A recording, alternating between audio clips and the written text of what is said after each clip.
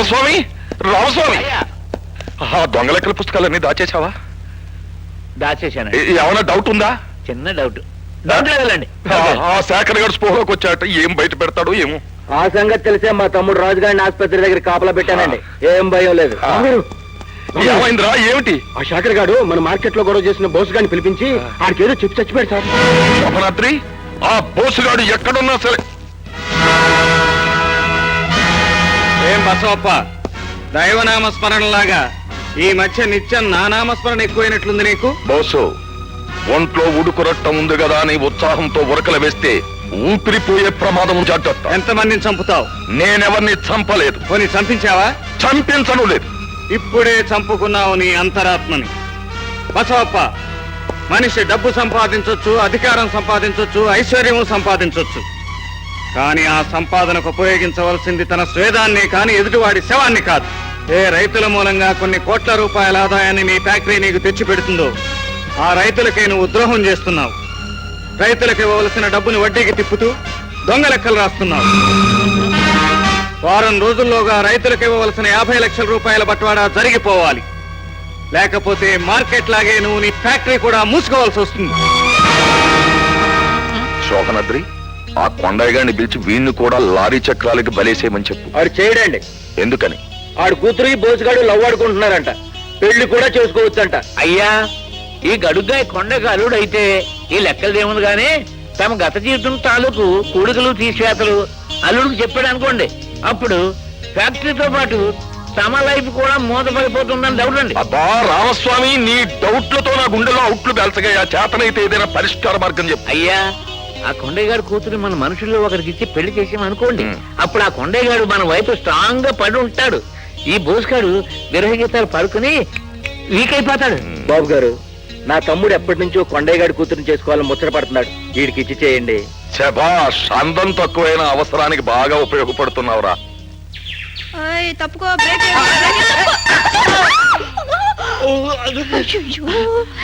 ఏమయ్యా, దెబ్బ ఏమైనా తగిలాయా? నేను చెప్తూనే ఉన్నాను బ్రేకులు లేవని, నా మాట వినిపించుకోలేదు. కూర్చోండి బాబు. ఎరా, నీ కూతురు సైకిల్ ఎక్కి ఊరూరా తిరిగి బట్టలమ్మకు బతుకుతుందటగా? అవును బాబు. ఆ మాట చెప్పడానికి నీకు సిగ్గు లేకపోయినా వినడానికి నాకు బాధగా ఉందిరా. ఈడుకొచ్చిన పిల్ల ఎన్నాళ్ళు సైకిల్ ఎక్కించి ఊరూరా తిప్పుతావు? వెంటనే దాని పెళ్లి ఏర్పాట్లు చూడు. నట్టుండి ఆడపిల్ల పెళ్లి అంటే నేను ఎట్లా చేయగలను బాబు? అదేమన్నమాటరా, నీ కూతురు నా కన్న బిడ్డలాంటిది. నేను చేస్తాను దాని పెళ్లి. ఇదిగో 20,000. నీ కూతురికి నగలే చేయించుకుంటావో, నీ అల్లుడికి బట్టలే కొనుక్కుంటావో అని ఇష్టం. బాబు, మరి పెళ్లి కొడుకో? అదేమన్నమాటరా, మన శోభనాద్రి తమ్ముడు రాజు. ఎరా, ఆ పిల్లంటే నీకు ఇష్టమేనా? అది నా వైపు అయితే డంకా బలసలో 3 ఆశలు పడ్డట్టుగా ఉంటుందండి నా లైఫ్. నువ్వేమంటావు రా కొండయ్య? ఆడైతే బాధే లేదండి. ఆడు ప్యాకెట్లో నా పార్ట్నరు. రేపటి నుంచి నీ కూతురు ఆడికి పార్ట్నరు. పురోహితుని పంపిస్తాను, లగ్నపత్రి రాయించుకో. కనక మహాలక్ష్మి, ఇవాళ నువ్వు నిజంగా మహాలక్ష్మి అయినావే. నీ బతుకు బాగుపడబోతుంది. బాగుపడటం కాదు నాన్న, బండలవుతుంది. ఏ తల తిక్కగా ఉందా? డబ్బు చూసేసరికి నీ తల తిరుగుతున్నట్టుంది. ఒక తాగుపోతుని సూదగాని నేను చచ్చినా చేసుకోను. నాకు నచ్చిన మనిషితోనే నా పెళ్లి జరుగుతుంది. దేవుళ్ళ బాబు వచ్చి పెళ్లి చేస్తానంటే వద్దంటావేంటే? ఆ బాబు దేవుడో దయ్యమో నాకు తెలుసు, నీకు తెలుసు. మహాలక్ష్మి పెళ్లి ఆ రాజుతో జరగదు. ఆహా, చెప్పుచ్చుకోర్పని. నువ్వు కొట్టినా సరే, చంపినా సరే ఈ పెళ్లి జరగదు. మహాలక్ష్మి ఇష్టానికి వ్యతిరేకంగా ఈ ఇంట్లో ఏది జరగడానికి వీల్లేదు. నీ ఇష్టానికి అమ్మ అడ్డంగా ఉంటే నన్ను కూడా చంపు. మా ఇద్దరిని వాళ్ళ కాడికి సాగనంపి ఆ డబ్బుతో తాగి తందనాలాడు. బాబు గారు పంతులు పంపిస్తా ఉన్నారు. ఆడి ముందు కిక్కుమన్నారంటే మక్కలు ఇరగదంతాను. జాగ్రత్త.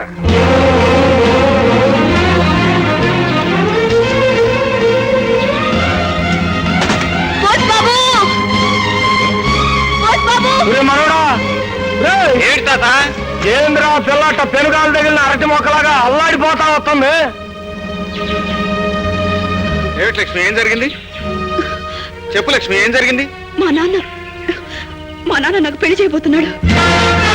లక్కం పెట్టించడానికి ప్రోగితుల కోసం కూడా వెళ్ళాడు. ఏంద్రమ్మా ఇంకా ఆలోచిస్తా నిలబడ్డావు? ఇదే ఒక ఆడ కూతురు నా కాడికొచ్చి మాట అనుంటే ఆ బెమ్మ దేవుడు అడ్డం వచ్చేది ముళ్ళు కర్ర చూపించి 3 ముళ్ళు వేపించామండి. నీ మనవడేం తక్కువ తినలేదు తాత. లక్ష్మికి వేరే పెళ్లి తలపెట్టిన ఆమె తండ్రి చేత కాళ్ళు కడిగించి అప్పుడు వేయిస్తాడు 3 ముళ్ళు. చెప్పవసరం మనవడా దిప్పెన్నము నేను పౌరుషం అంటే పదం మీ ఇంటికి నడు. కొడాలి కొండయ్య గారి ఏకైక కుమార్తె చిరంజీవి సౌభాగ్యవతి కనక మహాలక్ష్మిని. నాయనా వరుడి పేరేమిటన్నారు? పిన్నమనేని బోసుబాబు. ఎవరు నువ్వు? ఈ ఇంటికి కాబోయే అల్లుణ్ణి. ఈ ఇంటికి కాబోయాలు నువ్వు కదా, నా తమ్ముడు. నార్మల్ చూడండి పంతులు గారు, ఈ లక్ష్మి నేను ప్రేమించుకున్నాం, పెళ్లి చేసుకోవాలని నిశ్చయించుకున్నాం కనుక లగ్న పత్రిక మా పేరు రాయండి. లగ్న పత్రిక మార్పించడానికి నువ్వెవడువయ్యా? ఆడపిల్ల మీద కన్నవాడి కంటే కట్టుకోబోయేవాడికి అధికారం ఎక్కువ ఉంటుంది కొండయ్య. అవును నాన్న, నేను ఇష్టపడుతున్న వ్యక్తి ఈ బోసిబాబే. నేను ఈయన్నే పెళ్లి చేసుకుంటాను. ఓసిరి మొగవా, ఈడెవడో ఈడి గతమేమిటో ఈడి కుటుంబం ఎట్టాడో తెలిసి ఉంటే నువ్వు ఆ మాట అని ఉండేదాని కాదే. ఏమైందిరా నా కుటుంబానికి? ఈడు ఈ పిన్నమనేని వెంకటనారాయణ మానవుడు. అబ్బో తిప్పావులేవయ్యా మీసం. మా గొప్ప చరిత్ర ఉంది నీకు. నీ కోడలు రాజేశ్వరం మర్డర్ చేసి జైల్లో ఉంది, దాని కొడుకే బోసుబాబు. చూసావరా, నా తల్లి హత్య చేసిందా? నా మీద ఎందుకు కనబడతావు? నీ అమ్మ రాజమండ్రి జైల్లో ఉంది, వెళ్ళి చూసుకో. లక్ష్మికి నా మీద అయిష్టత కలిగించాలని ఏనాడు చనిపోయిన నా తల్లి జైల్లో ఉందని అబద్ధం చెప్తావా? చెప్పరా, నువ్వు చెప్పిందంతా అబద్ధమేనని చెప్పు. నువ్వు నన్ను చంపినా సరే మీ అమ్మ జైల్లోనే ఉంది. ఇది నిజమో కాదో తెలుసుకోవాలంటే నీ మీద ఒట్టేసి నీ రాతం చెప్పమను. చెప్తా, వాడు చెప్పిందంతా అబద్ధం అని చెప్పు. నా మీద ప్రమాణం చేసి అసలు నిజం ఏమిటో చెప్పు. చెప్పు తాత. మీ అమ్మ జైల్లోనే ఉంది బాబు. నువ్వు తాగుబోతువని జూదగాడివని తెలిసి కూడా ఆయన నన్ను పెళ్లి చేసుకోవడానికి ముందుకొచ్చారు. ఇప్పుడు ఆయన తల్లి హంతకురాలు జైల్లో ఉందని చెప్పినా ఆయన నేను దూరం చేసుకోలేను. జైల్లో ఉన్న రాజేశ్వరమ్మ దేవత. లక్ష్మి పెళ్లి ఆమె కొడుకుతోనే జరిగి తీరాలి. ఆహా, నోరు ఇవన్నీ ఎవరి ఆడకూతురు మీద చేయొచ్చుతావురా? తాత, నేరం నువ్వు చేసి వాడి మీద కర్రెత్తుతావు ఎందుకు?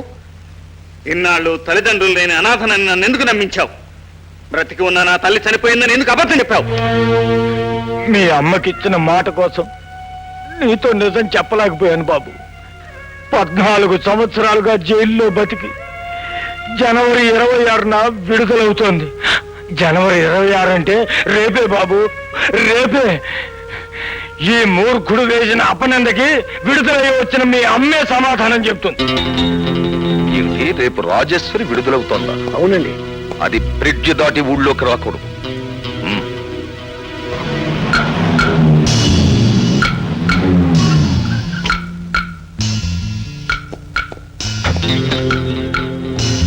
రాజేశ్వరి 6 గంటలకే జైలు నుంచి బయటకు వెళ్ళిపోయింది. ఎక్కడికి వెళ్ళి ఉంటుంది తాత? ఆ బసప్ప గారి దగ్గరికి వెళ్ళి ఉంటుందేమోరా.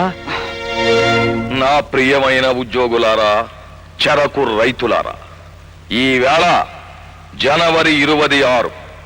సాధారణంగా చాలా మంది ఆగస్టు 15న మాత్రమే జెండా వందనోత్సవం చేస్తారు. కానీ మనం మాత్రం ఆగస్టు 15తో పాటు జనవరి 26ను కూడా జెండా వందనం చేస్తాం. ఈ శుభ సమయంలోనే మనం అందరం ఇక్కడ సమావేశమయ్యాం. నిజానికి నేను ఈ ఫ్యాక్టరీ ఓనర్ అయినా నేను కూడా కార్మికుల్లాగే ఉంటున్నాను.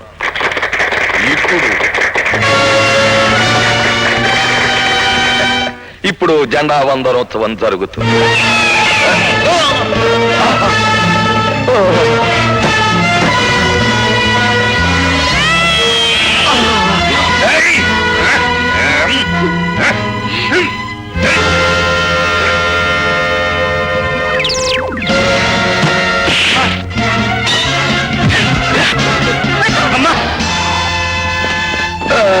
ఎస్ఐ గారు, ఈ నరహంతకు మళ్ళీ నా ప్రాణాలు తీయబోయింది. దీన్ని అరెస్ట్ చేసి నా ప్రాణాలు కాపాడండి. నీ బిడ్డను నీకు చూపించి సంతోషపడదాం అనుకున్నా, వాళ్ళకి మళ్ళా ఎంత పని చేసావు తల్లి.